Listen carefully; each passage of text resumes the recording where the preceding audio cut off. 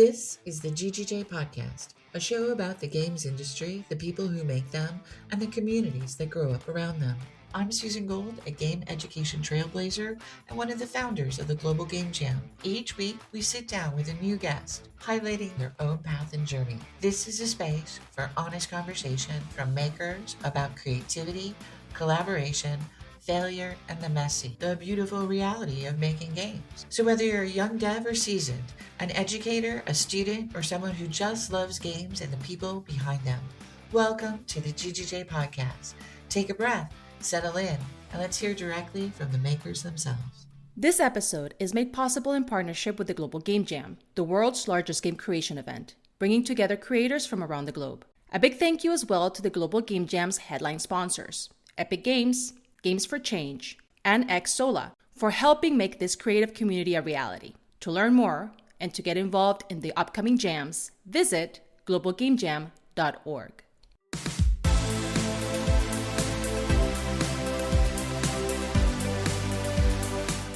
Thorsten S. Wiedemann is the founder and artistic director of A MAZE, the international arthouse games and playful media festival that has helped redefine how the world sees independent games.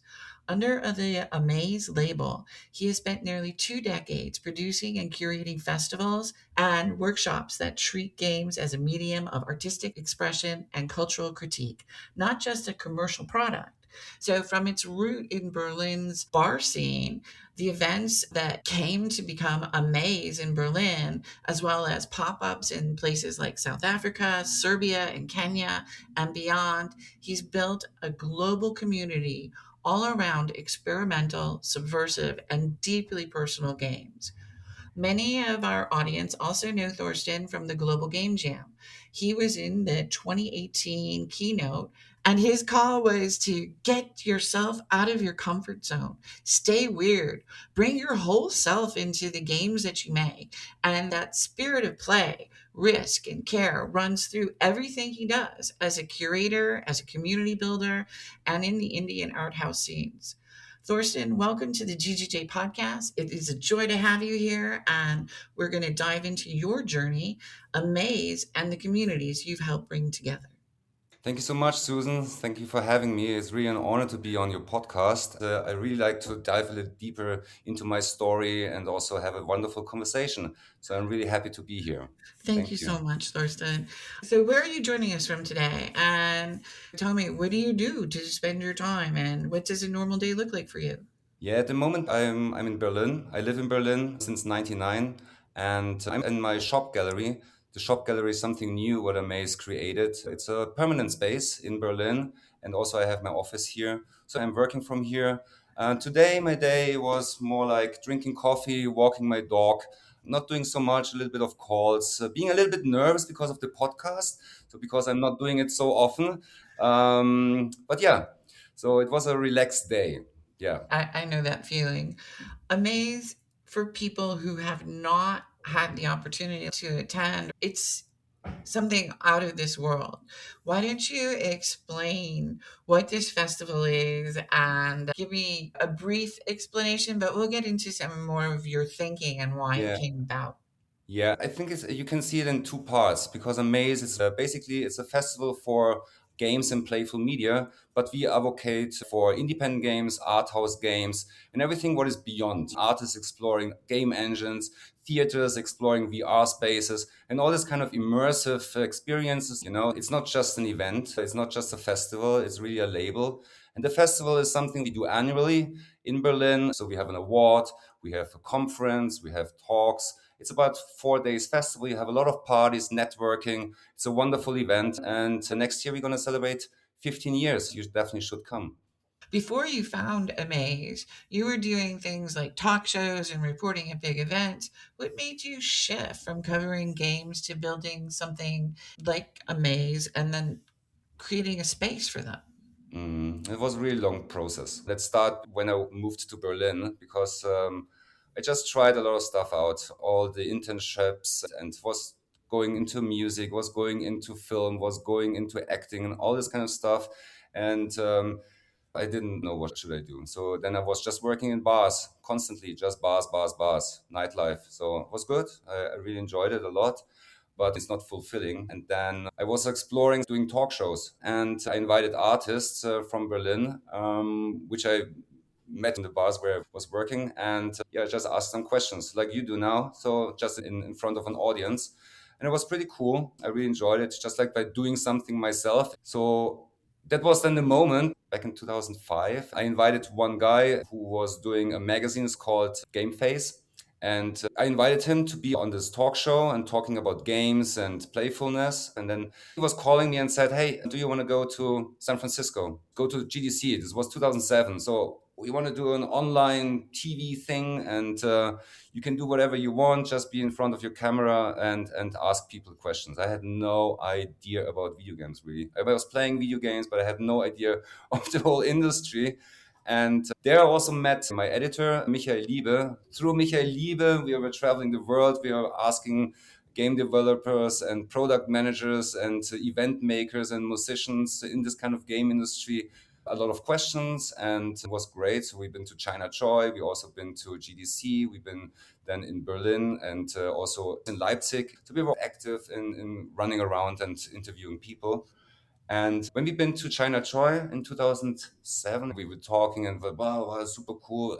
But somehow what is missing is the artistic part, you know? So we're just talking about products, not talking to the real developers, not to the artists.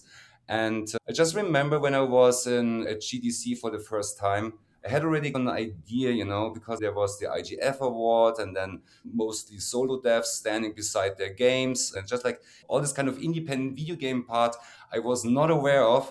And that was fantastic just to discover. And then Michael Liebe and I were founding A MAZE back in 2008. And so we had a plan to celebrate the conversions of game, art, and other media. That was the tagline.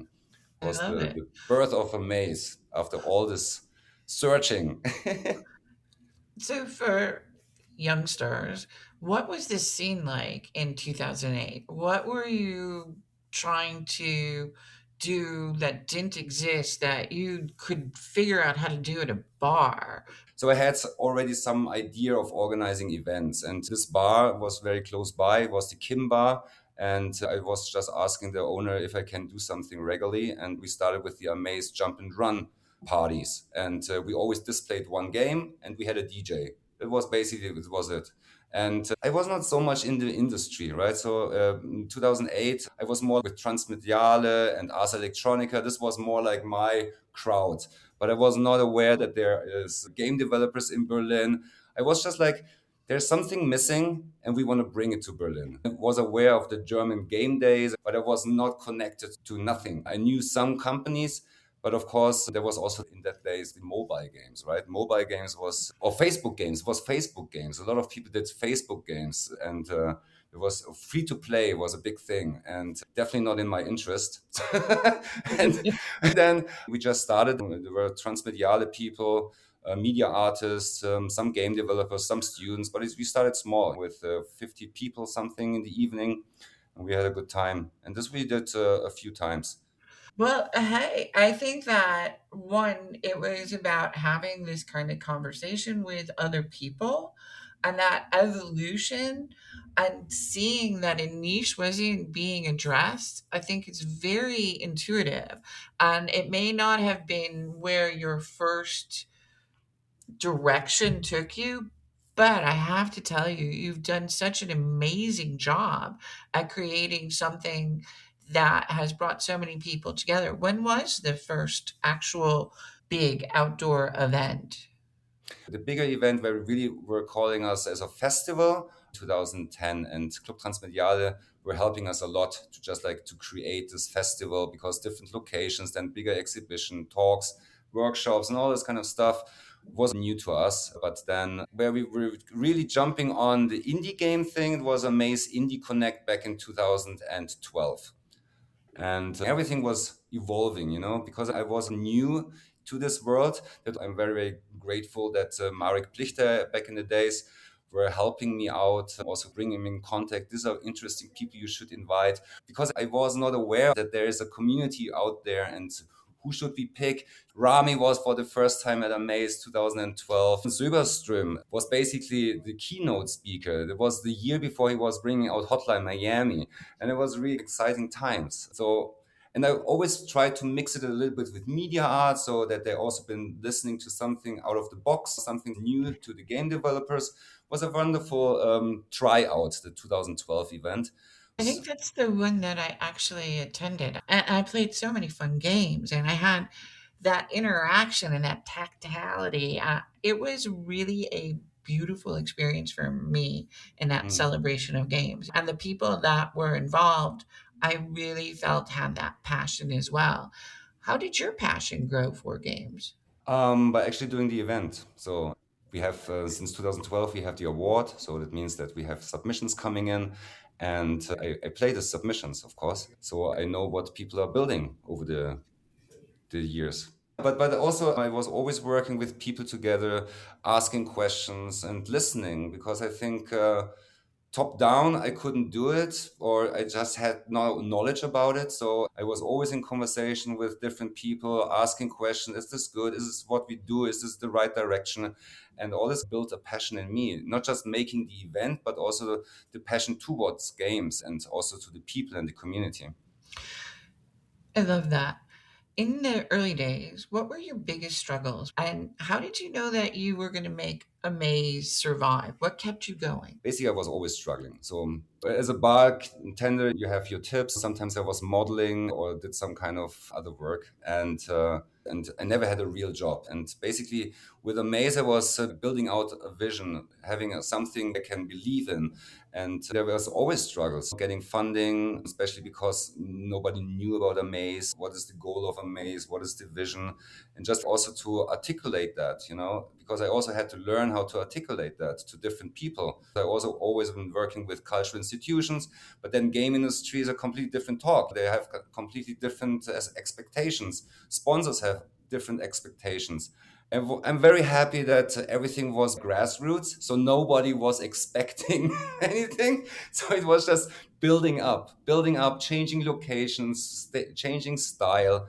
And I think I always had wonderful people around me. The team, it's just wonderful to work with them and explore. It's something, there's no end, you can't make a perfect event. I also don't want to make a perfect event. I want to make more positive chaos. I want to create something where people also find themselves, and it's not like it's built, so there's the walls, and it will always be like that. There's always change. I love change. Does it still feel like an experiment or more than just an experiment in Berlin? When did it become a part of the industry? Do you think that it really took its root? Because now I think that people focus on trying to get into a maze, and so it becomes a real like goal.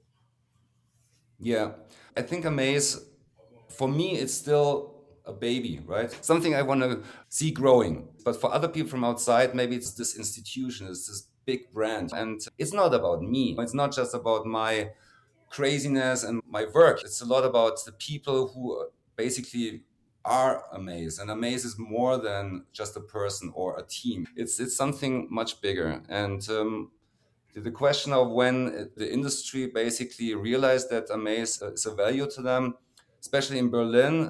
Medienbord Berlin-Brandenburg is our funder from the beginning on. It's a funding institution for film and games and XR projects, but also for visibility of what is happening in the city. And yeah, they trust us from the beginning on. Basically, since 2011, we are working together. The budget is getting higher and higher because our team and the festival and I have more stuff to fill, and suddenly there's another module, then suddenly there's another thing what we want to add, and then of course then we also need a little bit more money. But yeah, so I think the industry loves us because we are definitely different to all the other events out there. That is for sure. Now, we mentioned art house games. When did you really embrace that label? What does that mean to you? When I started with Amaze, I was working with the Berlinale Festival, a festival in Berlin. And the competition, I think they always select between 20 to 25 movies. And basically, these are not blockbuster. These are really art house movies. And For me, even when I had already this idea of art house back in 2008, I think I really embraced it in 2016 or 17, where I really said, hey, we have to concentrate now on art house games because we want to have something what is challenging the perception of the player. So it can be political, it can be as well artistically new, unique, or brings two different art forms together in a digital, playful manner. And this is something what is very easy to communicate now because now people understand, okay, yeah, there are art house film, so art house games is similar. We have social critical things in there, you have political statements in there, or very much artistic expression. You have as well boring gameplay, maybe it's just emotion, and I wanted to explore. And this is something what is definitely creates a new target audience for games as well. Not everybody wants to be entertained. A lot of people want to be intellectual challenged. Well, that takes me to your 2018 Global Game Jam keynote. That keynote was really a talk about putting your love, your anger, your doubts, your politics all into your work. And you literally got people moving together. What were you trying to say in that performance beneath the humor and the aerobics? Mm. I mean, first of all, I was a little bit shocked that I was invited. Joe was writing me, hey, we want to do a keynote. And I was like, what? Why?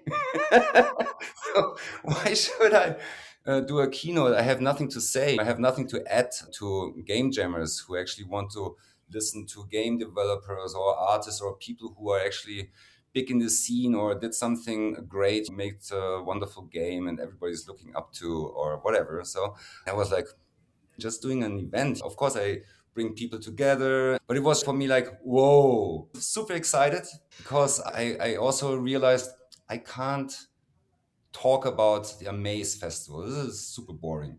I definitely can't talk about making games because I did game jams, yes, and I know how this works, but I was more thinking of let's really bring the people together. Just get everybody on the same mindset. And that was basically then the idea of making this aerobic thing. So I was putting open call. I'm looking for a choreographer. Then I wrote to Nomi, can you make the camera and do some animations in the background? And then when I got the choreographer, I booked for 2 days in the dance studio. I rented some cameras and microphones, and then we went there and shoot. And of course, in between, I was writing a script. And some people were reading it, if this is okay as well. So what I want to say. One of the things that you had said in our keynote was a little more than just get out of your comfort zone. You're like, no master, no slave, don't finish your game.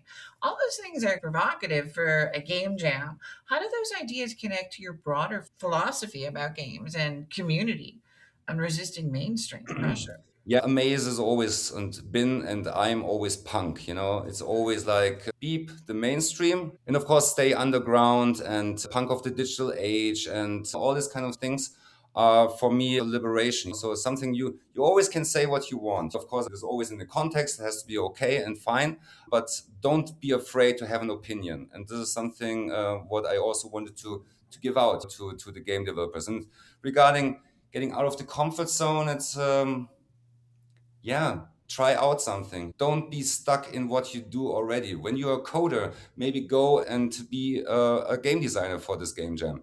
If you're a musician, maybe do the art. And Well, I'm so thankful you got out of your comfort zone.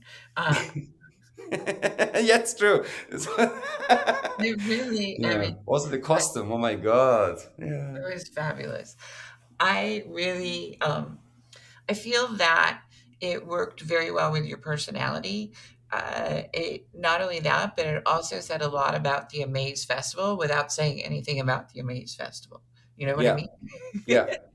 Yeah, it's true. It's true. It has this kind of wildness a little bit, but I think it also points out, you know, it definitely gives people, yeah, space. You know, space I think is very important that people really feel comfortable in what they're doing. And I think the Global Game Jam is definitely something where they can experiment and be with their peers. And also, I mean, don't finish your game.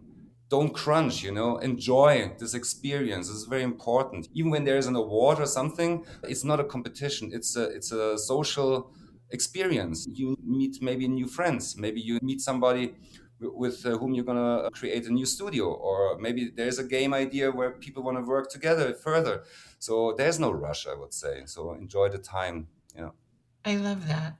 Now, how about you? At this time in your life, where are you? How are you dealing with life, the expectations of a major event, and also trying to grow that event? How are you doing personally? Um, for me, it's really something I identify myself a lot with a maze. And personally, I grew a lot over the years. There was complete chaos before I started a maze. During a maze, I was also chaos, but I just had this feeling that I'm building something great, something what I really can be proud of in the end. And there was sometimes no sleep. There was sometimes just party. There was sometimes failing. But all in all, I'm very happy. I'm happy where I am right now. That's good. Looking back at two or three defining moments in the history of Amaze in Berlin, what do you think really changed its direction and its identity and your growth? Um, 2012, we had this festival, HBC. So I think Amaze really defined in this kind of raw area where we had this huge beer garden, where we had the gallery, where we had the club, and everything was in one place. That basically defined how we want to operate and how we want to have this festival feeling. So you connect games with music and also reach out to other people, also having a raw exhibition experience. So everything was, yeah, with pallets, with scaffolding. We just used what we could find. It was really raw and punk. And then, of course, the team, it evolved over the years. We also had to change locations. And I'm very grateful as well that Lorenzo Pia went in. He was doing the program from 2014 to 2019 for the Amaze Festival. He brought a lot of change in, like the code of conduct, safe space, things what maybe I was always running. And I always had people around me who also hold me back and said, okay, hey, we have to be a little bit more careful. We have to take care of that and this and that. And that was very good. So I think also in 2016 or something, we've been the first festival with the code of conduct, at least in Europe. And then 2019 was a killer year because then I wanted to have a big event, more people, but financially a disaster. So it was almost the end of a maze, and the community basically helped me with the Kickstarter campaign to get 50K, and that was actually saving a maze. So of course you can always balance it out and whatever, ask people to wait, but somehow there's still minus. I'm still carrying it because it was a lot of money. It was a lot of money. It was completely failed from financial perspective. I was expecting more people. I was expecting this funding. I was expecting more sponsors. Completely chaos because I was believing in something what was not real. But somehow I figured it out. When the Kickstarter campaign would have failed, then it would be definitely very complicated to rescue a maze. Um, but defined in an artistic direction, I would actually mention what happened in 2024, a maze Sheffield. My breach of code of conduct completely changed everything. How I see the team, how I see myself, how everything changed. Not the artistic direction so much, but personally, I changed and I needed to change. I always look at it as personal growth. And you were very apologetic. And additionally, I feel that people heard you when you said, I'm sorry. And I think that's very important. And I think you've grown a lot from that experience and that you took on the responsibility. That's a lot. Yeah, but it was really a process. When I've heard that, I was in Bishkek at a GameCon, and then the team was calling me and said, hey, we need to have a meeting. And then they told me, yeah, we are aware of something, what happened at Maze Sheffield. And I was like, oh my God. I was aware of something because I was a little bit of a mess that day, and then at the end I was shouting and being really, really rude and professional. So of course I came up, But then the process, because then I was feeling like a victim, blah, blah, blah, blah, blah, blah. And then the team, they want to kick me out and all this kind of stuff. It was really a nightmare. In my mind, it was, how should I be and how should I work with people again? And it was horrible. So when we wrote the statement and together, everything became a little bit more relaxed. But the month before, it was a complete disaster. I was changing from this to that. It was everywhere. It was a complete emotional roller coaster. I'm happy that I always had people around me who actually asked me how I am. And I treated some people a little bit unfair. But in the end, I also apologized there because it was kind of, wow. So, but when it was then the question, is Thorsten at the festival or not? Then I was like, I'm working here since 15 years, but I mean, this is not an excuse. You did something wrong, and this is just something that you need to get into your mind and also accept that. And I think it was just fantastic. So how the team and also the people from Wings supported us. Yeah. You also told me that you stopped substance abuse. I mean, having an occasional beer isn't substance abuse, but you were having a little bit more of a problem and you kind of came to terms with that. Is that true? I mean, since I'm 15 or when I stopped doing sports, then I was on a wild ride. So I enjoyed that. But of course, it changes your personality a lot. And especially in a professional environment, it's definitely not what you should be intoxicated. And the decision is definitely, I did as well, or I still do therapy and not drinking. And sometimes I cheers, but I'm not going to do binge drinking or something like that. So this is over now because I think I have a responsibility towards the team, towards my family, because I have a kid as well. Definitely it was like, okay, Thorsten, I think you have to be careful now. It's time to change. Yeah. It's okay. I don't want to grow up and look at how old I am. Let's take a moment, and among your accomplishments was something that no one else had done, which was A MAZE in South Africa. How did A MAZE first connect with South Africa, and what led you there, and what sparked that kind of relationship? It was a very interesting adventure. So we did a festival, I mentioned it, with Club Transmediale in 2010. And there was a DJ from South Africa at Club Transmediale, was walking around. Oh yeah, saw the exhibition. Oh yeah, this is A MAZE Interact, it was called, A MAZE Interact. And then he was going to one of our team members and said, yeah, do we have video material? Because I have a production company in Johannesburg and we work with TV channels together. Maybe this is something we can show. And she was coming to me, and then I was like, oh yeah, of course, let's send everything down there. And then they basically made 2 little episodes out of this video, what we had recorded. And then because the moderator of this show was Pipa Chabalala, she basically was then my contact. So as well, because she was asking me some questions, and then I was like, is there a games developer community in South Africa, blah, blah, blah, all these kind of questions. Is there maybe a university? And then she said, yeah, you definitely should get in contact with Witwatersrand University and talk to them. And of course, it can also open some doors. And that was back in 2011. And then I just remembered that I have a friend, a musician who moved to South Africa, to Johannesburg. And then I was calling him, hey, I think I want to go to Johannesburg. Can I visit you and stay maybe a month at your place? Because I want to sort something out, or maybe I want to do a festival. And then I was going down there.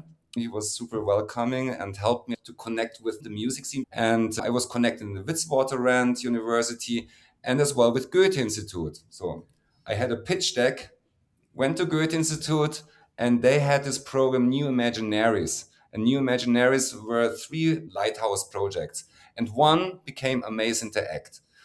So I got money to basically do the first festival with the Goethe Institute about video games. And now they are really, really pushing hard on video games around the world and also XR and everything. And 2012 was the first A MAZE festival in Johannesburg. And then we did it until 2017. And it was then becoming a little bit smaller because there's another event. It's a digital art festival. It's called Fakugesi, a wonderful thing. But somehow I was feeling like I have to protect my brand, A MAZE. and I don't want to get sucked into an umbrella event. So I pulled the plug and said, okay, I'm gonna go to Cape Town maybe. And Amaze Cape Town sounds also cool because I know the people from Free Lives, they're very good friends, and also the community there is quite big and vibrant, and it's really diverse and cool.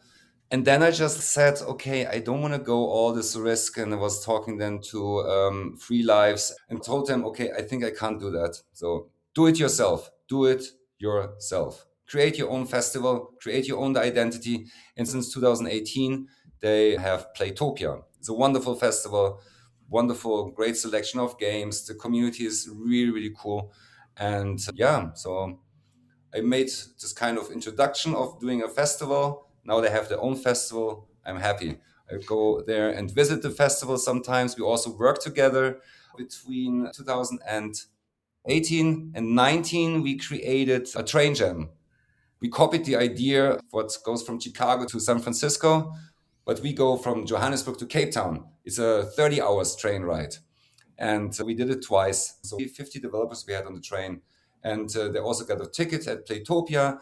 They did hyper talks, presented their games, and it was really a cool thing. So we are still connected. Also this year we had hyper talks and a small game selection at Playtopia. If you look at your journey so far, which of those accomplishments are the things that make you feel most true to who you are? Or have you always felt that everything has been very true? To be honest, I was always running and I just wanted to become better in what I'm doing and exploring more possibilities and finding new ways to communicate what a maze is and also finding collaborations. But of course, the biggest accomplishment I would say is that a maze is still existing. And that I also realized that a maze can exist without me. This is also something, it's a great accomplishment for myself, a personal accomplishment that you don't have to take yourself too serious.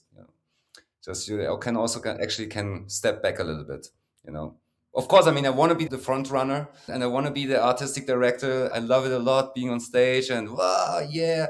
But I'm also 53 and I'm just thinking right now, how can we change things that I can be more like in the background, put another artistic director there or artist director team and evolve the festival. And also that the festival basically can survive. So at the moment, it's needed that I'm there, but maybe in 5 years, there's a structure there what actually defines a new amaze. When I left the Global Game Jam, it was very hard for me because I too identified myself as Global Game Jam. You know, Mm, I also had that feeling of this is my child.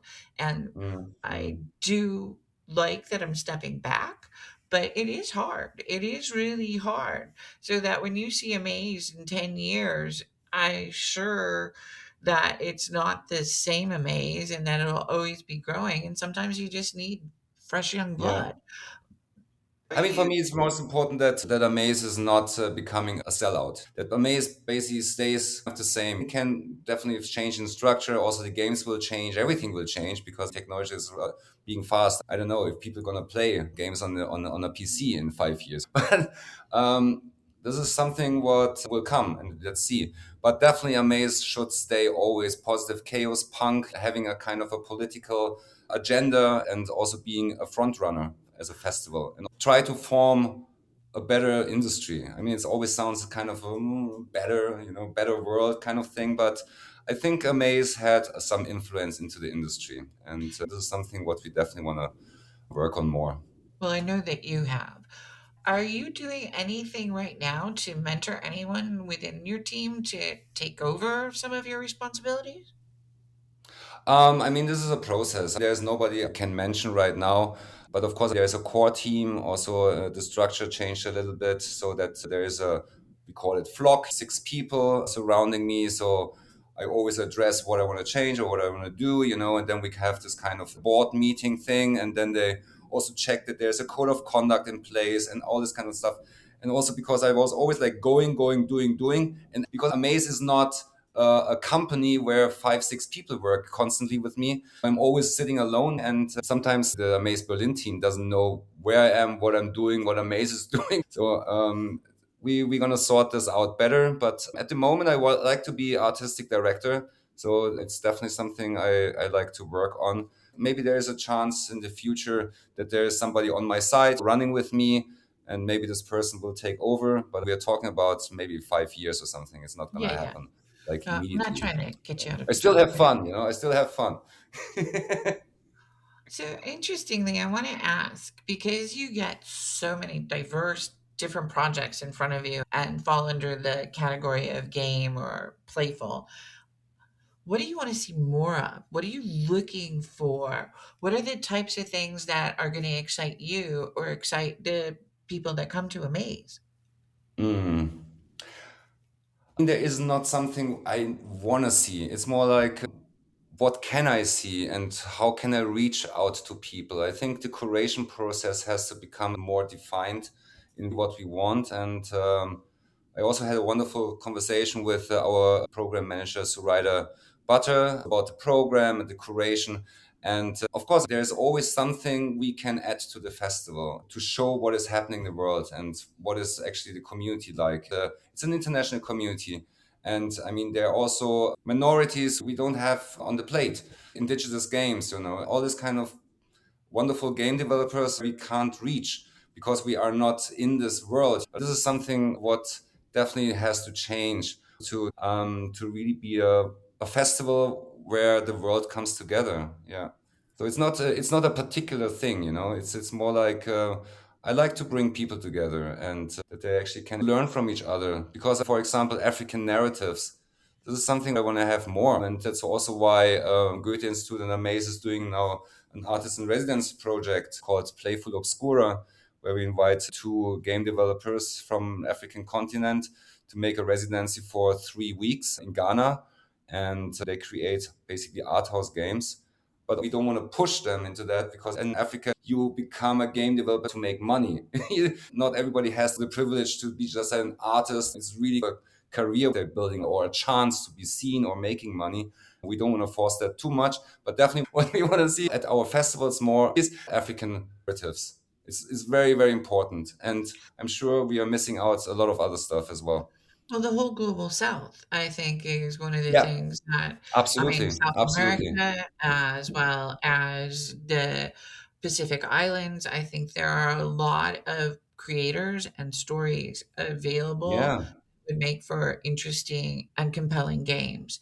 You do with your global game jam is something really incredible. How many locations you have now? Well, we've been in over 115 countries. Whoa. To know that there are creators making games, thinking about play, thinking about how we interact with each other is a testament to the evolution of society. But at the same time, there's changing cultural politics, there's shifting funding models, there's AI, there's very little space for experimental and art house. And so Mm, I'm really feel so fortunate to know that there is someone tending to it, being that person that makes sure there's a space for it in our community. That's really mm, important. As we wrap up our conversation today, there's so much more, but I love the fact that you are constantly pushing and trying new things. What upcoming Amaze events or projects should people know about right now? And where can they follow you and find out more about the mm. festival online? We are on all social platforms, but of course, the Amaze website, we have a-maze.net, or the festival website is amaze-berlin.de. And yeah, we are celebrating 15 years of Amaze Berlin. This is super exciting. We have our shop gallery now. It's just opened. So much stuff is going on. Also, what I definitely want to do in the future, and maybe somebody wants to help me to create a kind of an art house game archive. So really, all these wonderful games, what we had as well at the festival, so that everybody sees it on the website and having some kind of more insights, also in the teams who did the games, and maybe it can also become in the future a distribution platform. Who knows, you know? Uh, So After I'll send you a connection to someone. I have someone that could help you with that. okay, cool. Thank Yeah. you. All right. I want to thank you very much, Thorsten. You have been such a kind guest and sharing so much of the story, a little bit of your own personal growth, and of course, the growth of something that I think is now a staple in the games community. We all love attending the Amaze Festival. I think that there are opportunities for our listeners to participate, to attend, to find out more about what happens because it's not just the festival, it is a whole new approach at looking at games. And I love the fact that you are thinking about the future and the fact that we are in this creator space and we get to share these things with one another. I thank you for all of the effort that you have put forward in making a maze possible and all of the sweat and tears and time that you've done to create such an amazing experience for people. Thank you so much, Thorsten. Thank you, Susan. Thank you so much for having me. Want to get involved with the GGJ podcast? We'd love to hear from you. Please send your ideas, suggestions, and questions to ggjpod@globalgamejam.org and tell us who you think we should be talking to next, what stories or issues matter most to you about the future of games, and help us highlight the people and practices that make a sustainable creative life in games possible. Thank you for spending time with us on the GGJ podcast. If this conversation sparked something for you, please share it with someone who might find it useful. And don't forget to follow along so you never miss new stories from makers around the world. You can find more episodes, resources, and information about the Global Game Jam at globalgamejam.org. Catch us on Substack and on YouTube and anywhere else you find podcasts. This has been the GGJ Podcast. Thanks for listening and keep making games.